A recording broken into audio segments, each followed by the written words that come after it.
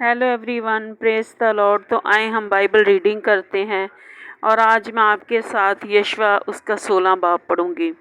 और बनी यूसुफ का हिस्सा कुरा डालकर यरू के पास के यरदन से शुरू हुआ, यानी मशरक की तरफ यरू के चश्मे बल्कि बियाबान पड़ा।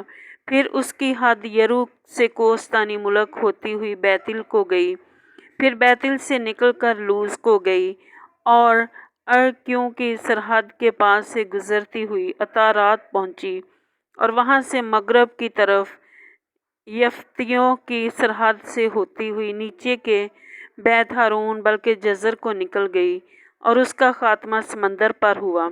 बस बनी यूसुफ यानी मनस्सी और इफ्राइम ने अपनी अपनी मिरास पर कब्जा किया और बनी इफ्राइम की सरहद उनके घरानों के मुताबिक ये थी।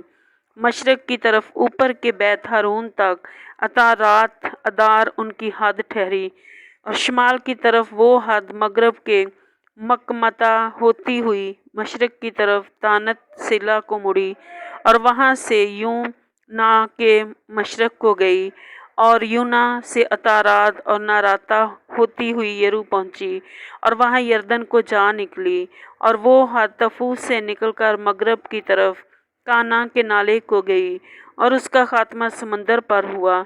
बनी इफ्राइम के कबीला की मिरास उनके घरानों के मुताबिक यही है और उसके साथ बनी इफ्राइम के लिए बनी मनस्सी की मिरास में भी शहर अलग किए गए और उन सब शहरों के साथ उनके गांव भी थे।